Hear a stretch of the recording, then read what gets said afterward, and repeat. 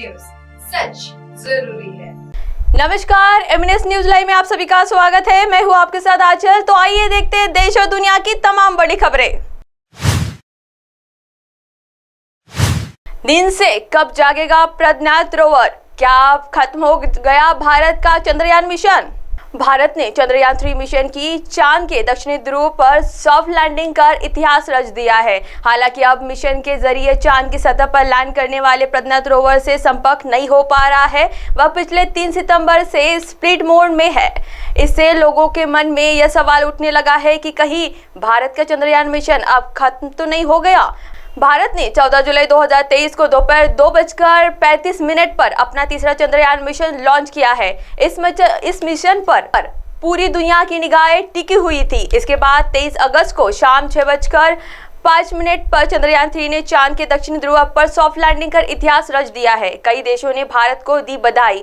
भारत दुनिया का पहला ऐसा देश बना जिसने चांद के दक्षिणी ध्रुव पर सॉफ्ट लैंडिंग की है। चंद्रयान 3 की इस सफलता पर कई देशों ने भारत को बधाई दी थी। 3 सितंबर से गहरी नींद में प्रज्ञात।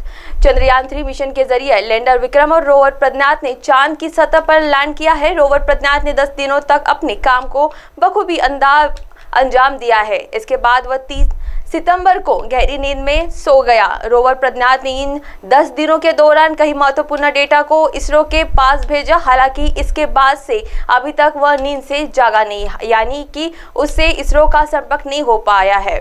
इससे लोगों के मन में ये सवाल उठने लगे हैं कि क्या भारत का चंद्रयान 3 मिशन अब खत्म हो गया है। आइए बढ़ते हैं अगली खबर की ओर। चंद्रबाबू नायडू की गिरफ्तारी पर बेटे नारा लोकेश ने खोया आपा। सीएम जगत को कहा पागल आदमी। आंध्र प्रदेश के पूर्व मुख्यमंत्री और तेलुगु देशम पार्टी प्रमुख चंद्रबाबू नायडू की गिरफ्तारी के बाद से पार्टी कार्यकर्ता लगातार विरोध प्रदर्शन कर रहे हैं। इस बीच उनके बेटे नारा लोकेश ने दावा किया है कि आंध्र प्रदेश के मुख्यमंत्री उनके खिलाफ झूठे मामले डाल रहे हैं। उन्होंने इस राजनीतिक जादू टोना करार दिया है। उन्होंने कहा है कि आज हमारे पास आंध्र प्रदेश के मुख्यमंत्री के रूप में एक पागल व्यक्ति है। तेलुगु देशम पार्टी प्रमुख और पूर्व मुख्यमंत्री नारा चंद्रबाबू नायडू की गिरफ्तारी के खिलाफ लगातार विरोध प्रदर्शन हो रहा है। सोमवार 2 अक्टूबर को दिल्ली के लोधी एक्सप्रेस में टीडीपी के राष्ट्रीय महासचिव नारा लोकेश और पार्टी कार्यकर्ताओं ने भूख हड़ताल कर प्रदर्शन किया। चंद्रबाबू नायडू के बेटे नारा लोकेश का कहना है कि आंध्र प्रदेश में मुख्यमंत्री उनके खिलाफ झूठ मामले में डाल रहे हैं। उन्होंने इस राजनीतिक जादू टोना करार दिया है। आंध्र प्रदेश के मुख्यमंत्री के रूप में एक पागल व्यक्ति नारा लोकेश ने कहा है कि नायडू दक्षता, पारदर्शिता और सत्यनिष्ठा के लिए जाने जाते हैं। आज हमारे पास आंध्र प्रदेश के मुख्यमंत्री के रूप में एक पागल व्यक्ति है और वह एक विश्वसनीय राजनेता के खिलाफ झूठे मामले डाल रहे हैं। यह राजनीतिक जादू टोना के अलावा और कुछ नहीं है। नारा लोकेश ने आगे कहा कि उन्होंने 2 मामले तैयार रखे हैं। अगर इस मामले में नायडू को जमानत मिल जाती है तो उन्हें 2 अन्य मामलों में फिर से रिमांड पर लिया जा सकता है। आइए बढ़ते हैं अगली खबर की ओर। केसीआर के हाथ में स्टीयरिंग व्हील का मतलब है बीजेपी सांसद का बीआरएस पर सीधा हमला। तेलंगाना के भाजपा सांसद अरविंद धर्मपुरी ने तेलंगाना के मुख्यमंत्री के चंद्रशेखर राव पर करारा हमला किया है। भाजपा सांसद ने हमला करते हुए सीएम राव को शराबी बताया है। उन्होंने कहा है कि अगर भारत राष्ट्र समिति का स्टीयरिंग व्हील के केसीआर के हाथ में है तो इसका मतलब है कि यह शराबी हाथ में है। तेलंगाना के भाजपा सांसद अरविंद धर्मपुरी ने सोमवार को तेलंगाना के सीएम के चंद्रशेखर राव पर तंज कसा है।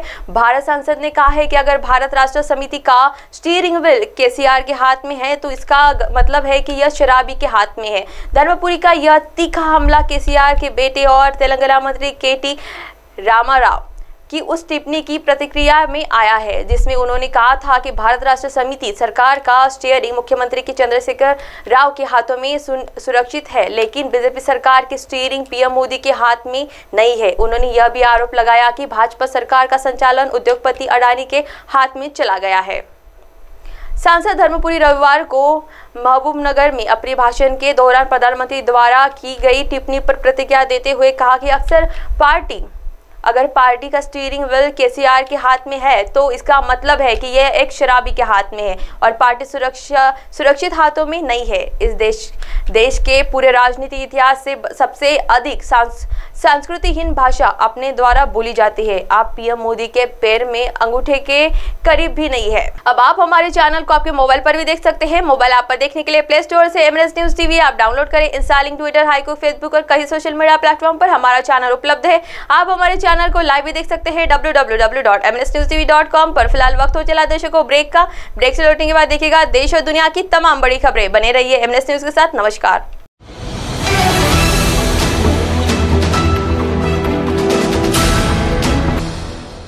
ये है MNS न्यूज नेटवर्क और आप देख रहे हैं MNS न्यूज।